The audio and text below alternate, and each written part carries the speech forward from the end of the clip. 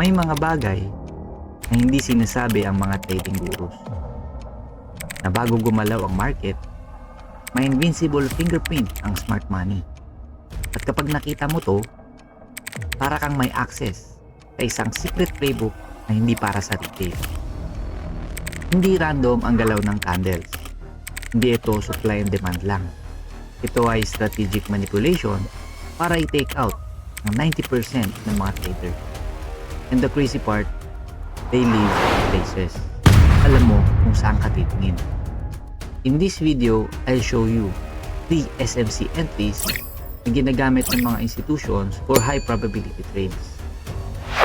Meron tayong tatlong klase ng entries para sa smart money concept. Considering na nag-top na siya sa higher time frame point of interest o kaya sa mga order blocks, so pupunta na tayo sa lower time frame. Ang unang hahanapin nyo sa lower time frame ay change of character. After ng change of character, bago kayo umentry, dapat may ma-form muna na inducement. At sa ibabaw ng inducement, dapat may order block. So yung order block dito, dapat meron ding imbalance. So pag lahat ng criteria ay na-meet, nagkaroon ng change of character, nagkaroon ng inducement, tapos yung order block dito ay may imbalance, pwede kayong umentry dyan. At yan yung first entry setup. Ang stop loss ilalagay nyo sa taas ng structure para sa lower time frame. And then yung first TP ilalagay nyo after magkaroon ng inducement. Yung structure bago ma-form yung inducement. So yan yung first TP. And then yung full TP nyo dapat ay nandun sa higher time frame structure, which is ito, since bearish yung structure natin. So from this point to this point, ito yung range and ito yung low nung structure. So yan yung maximum or yung full TP na isa-set. Ito naman yung pangalawang entry. After ma-take out yung inducement, tapos nagkaroon ng break of structure, so dapat may ma-form na order block at may imbalance dito sa structure na to. So, pwede ka nang pumasok dyan. May inducement man o wala. Okay, yung first TP dito sa low nito at yung second TP syempre doon sa full range. Ito naman yung pangatlong entry setup. Nag-top na yung price doon sa higher time frame order block. So, ang unang hanapin nyo is change of character. Bago magkaroon ng change of character, kung yung price dito ay na-sweep niya, ibig sabihin ng sweep, nag-close siya sa wick ng candle. After ng change of character, pwede ka nang umentry. Patulad ng nakikita nyo dito.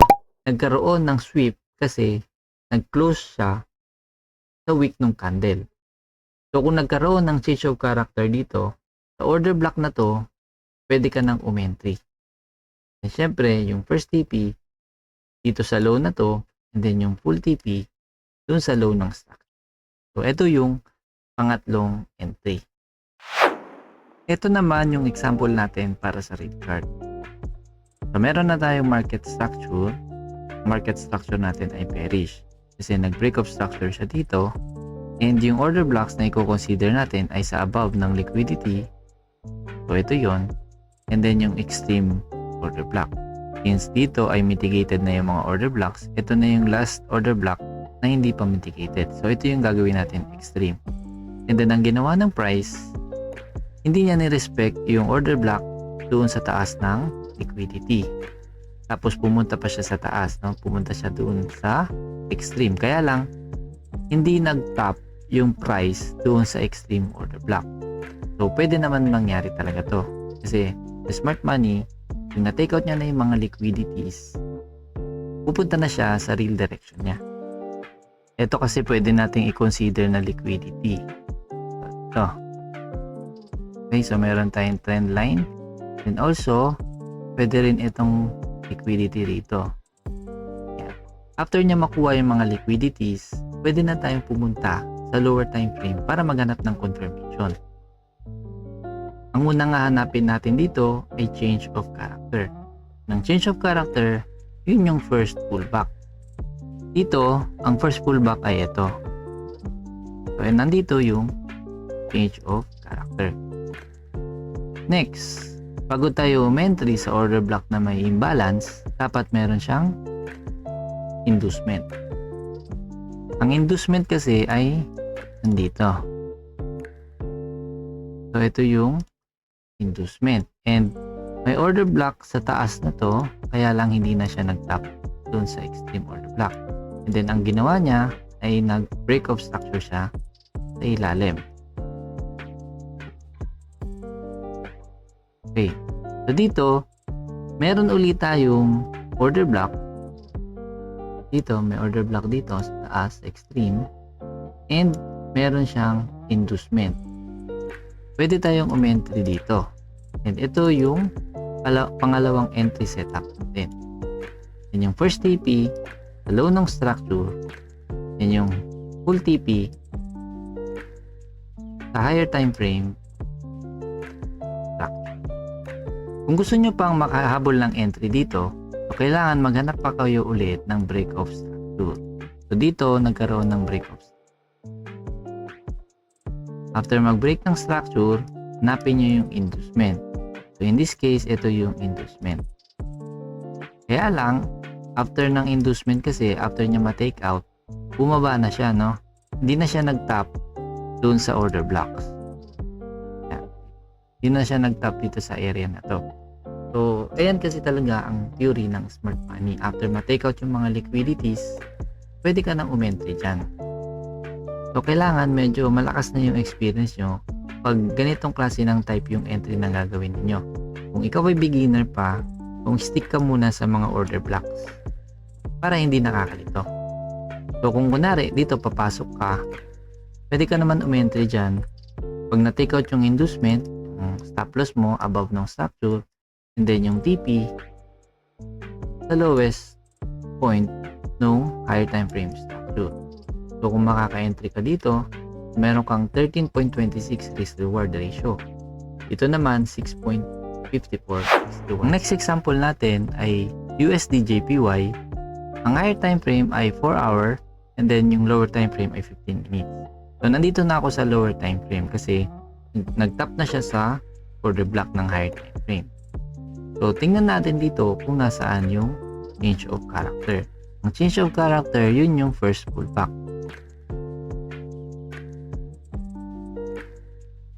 After ng change of character, kailangan maghanap ako ng inducement na may order block. So, dito, kasi dito na nagkaroon ng change of character, so titingin ako, medyo banda dito na. So, nung nagkaroon ng structure dito, actually dito may inducement. So, ito yung inducement. And then sa ilalim, may order block. Okay.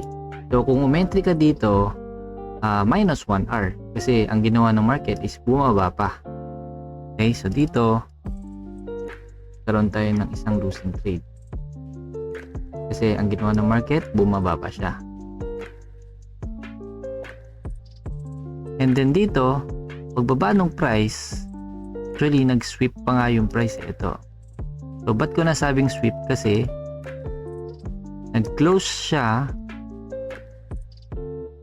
sa wick ng candle. So, meron tayong sweep. And isa sa mga entry module natin, pag nagkaroon ng sweep at nagkaroon din ng change of character, pwede ka nang umentry sa order block basta may imbalance. So, ang order block natin is andito. So, ito yung OB and dito pwede ka nang umentry. Stop loss below ng structure. And then yung first TP dito sa may high na to, tapos yung full TP dun sa higher time frame structure. Since bullish to, yung pinakataas, yung swing high. So ito ay 5.26 risk reward. Next, kung gusto mo pang umentry dito sa USD JPY, kailangan maghanap ka ng break of structure. And yung break of structure ay nandito. So bakit nandito? Kasi nag-take out siya ng inducement dito. Tapos nag-break of structure sa taas. So ito yung break of structure. And then maghanap ako ng inducement na may order block. Kaya lang dito kasi meron siyang gap. Tapos medyo malabo, walang imbalance, walang order block, so hindi na ako i-enter dito. So kung maghanap man ako dito sa taas, actually dito hindi na ako maghahanap kasi medyo malayo na siya dun sa order block natin. So dito hindi na ako i-entry. Kung nandito na yung price, hindi na ako i-entry. Siyempre mas gusto nyong umentry pag nandoon sa zone yung price. Another example, Euro JPY. So nasa 1 minute time frame na ako, which means nasa lower time frame na to. So ito na yung higher time frame zone. Nag-top na yung price dun sa zone na yon. And ang ginawa ng price is dito nag-sweep na siya. So dahil nag-sweep na siya, nag-aantay ako ngayon ng change of character. And ang change of character natin ay ito.